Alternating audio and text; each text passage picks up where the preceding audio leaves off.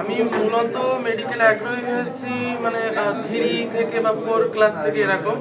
এবং আগ্রহী হওয়ার কারণটা একটু অদ্ভুত, কারণ আমি ডাক্তারদের একটু অন্যরকম কিছু মনে করতাম, যে এরকম সাদা অ্যাপ্রন পরে তারপরে মানুষদের এরকম রোগাক্রান্ত মানুষ ধরে মৃত প্রায় তাদেরকে বাঁচিয়ে আনা, মানে অনেকটা হিরো যাদের বলা যায় কি বাস্তবিক হিরো। তো সেই হিসাবে আমার একটা ইচ্ছা ছিল যে আমি এরকম নিজেকে এইভাবে মানে ডাক্তার হিসেবে আর কি আমি দেখতে চাইছিলাম, সেই ছোট থেকেই আর কি আমার ইচ্ছা বলা যায়। খেলাধুলা আমি করিনি তা নয়, খেলাধুলা আমি করছি মোটামুটি, মানে বিকালে অল্প সময় খেলাধুলা করতাম। আসলে মানুষ তো সবসময় পড়তে পারে না, স্টুডেন্টরা সবসময় পড়তে পারে না, অন্য কিছু অনেক কিছু করা লাগে, গান শোনা, তারপরে টিভি দেখা, খেলাধুলা করা, আমি সবই করছি, সবই আমি পরিমিত হারে করছি।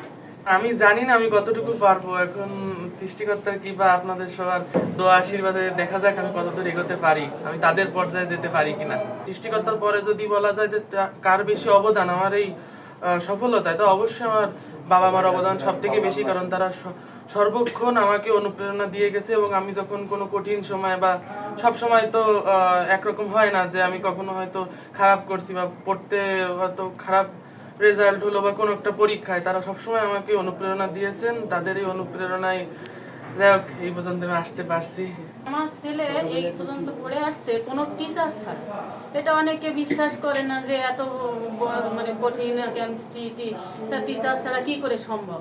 ওর একটা ছিল কি, ও কয়েকটা রাইটারের বই পড়তো, মানে বই প্রচুর পড়েছে ওর ইসে, মানে নিজে একটা না বলে আর একটা দেখতো, এই করতো, পড়াটা ওই মানে এইভাবে। এই ছাড়া আমি তো আর কিছু বুঝি না। আর তারপর সবাই তো ভালো, এখানে যত স্টুডেন্ট এই যে মেডিকেলে গেছে, এটা কি কেউ খারাপ? সবাই ভালো। পড়ার বাইরে বই পড়া না, না খেলাধুলা তেমন করতো না। পড়ার বাইরেও সেই বই পড়া, ওই যে বিজ্ঞানের ওই বই টই, তারপরে বিজ্ঞান চিন্তা, অন্য ওই বই নিয়ে গল্পর বই। মেডিকেল ভর্তি পরীক্ষার জন্য রাত 12টা পর্যন্ত, তাও এর ভিতরে খাওয়া, আর 12টার সময় শুয়ে পড়তো। আর এমনি আগে 10টার সময় খেয়ে শুয়ে পড়তো। ও কোনো রাত জেগে পড়তে পারে না, এমনি ও পারে না। পরীক্ষা দিয়ে আসে, শুধু বললো কি ওর একটু কথা নরম হয়নি, ও কিন্তু কথা বলে একটু কেমন আধ্যাত্মিক। ও বললে, আমি তো জিজ্ঞাসা করতেছি আমরা কেমন পরীক্ষা দিলে, ও বলতেছে আমি কর্ম করে আইছি, ফলটা সে দেবে, অতএব আশা করে না। তবে আমি এইটুকু বলবো, আমি 3-এর ভিতরে থাকতে পারি। এখন আমার চেয়ে ওর প্রত্যাশা হলো যে ও একটু সেবামূলক কাজ করবে, যাতে মানুষের সাথে মিশে একটু দুস্থ মানুষের একটু সেবা টেবা করতে পারে। ডাক্তার হলে তো এইটুকু পারে, সেই টিএনটি আদর্শ মাধ্যমিক বিদ্যালয় বয়রা। আমি সেই স্কুলের সহকারী শিক্ষক ইংরেজি। আমার ওই স্কুল থেকেই সে মাধ্যমিক পাশ করেছে, জিপিএ 5 গোল্ডেন প্লাস যেটা, এবং 97% মার্ক পেয়ে।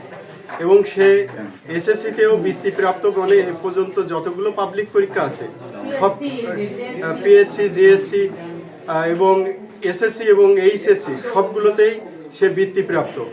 এবং এইচএসসি যেটা উচ্চ মাধ্যমিক, সেটা হচ্ছে বয়রা সরকারি মডেল স্কুল অ্যান্ড কলেজ থেকে, সেখানে সে গোল্ডেন প্লাস পেয়ে উচ্চ মাধ্যমিক পাশ করেছে, সেখানেও সে বৃত্তিপ্রাপ্ত আর কি। আর আমার ছেলে, আপনারা বললে হয়তো হতবাক হবে, আমার ছেলে এ পর্যন্ত মানে এই যে মেডিকেলের কোচিং উন্মেষে ছাড়ার আগে পরে কোনো ধরনের কোনো শিক্ষকের সহযোগিতা ছাড়া সে কিন্তু এ পর্যন্ত পড়াশুনো করে এসছে, কোনো কোচিংও না, তার একক প্রচেষ্টায় সে কিন্তু পড়াশুনো করে এসছে। আমি তাকে বই কিনে দিতে আমি কখনো কার্পণ্য করিনি। দেখা যাচ্ছে ইন্টারমিডিয়েটে আমি 4-5টা, এক একটা সাবজেক্টে 4-5টা বইও পর্যন্ত তাকে কিনে দিয়েছি। এবং তার মা সবসময় তার পাশে প্রেরণা হিসাবে, উৎসাহ হিসাবে আছে। এবং তার ছোটবেলা থেকে খুবই স্বপ্ন সে মেডিকেল মানে এমবিবিএসে পড়াশুনো করবে এবং ডাক্তার হবে, মানুষের সেবা করবে। আমি খুবই গর্বিত যে আমার ছেলে যে মানে ভালো করবে। সে বলেছে আমি 90 অথবা 91 পাবো, কিন্তু যে সে সারা বাংলাদেশে মেধায় প্রথম হবে, এটা আসলে আমরা অত্যাধিক গর্বিত তার এই ফলাফলের জন্য।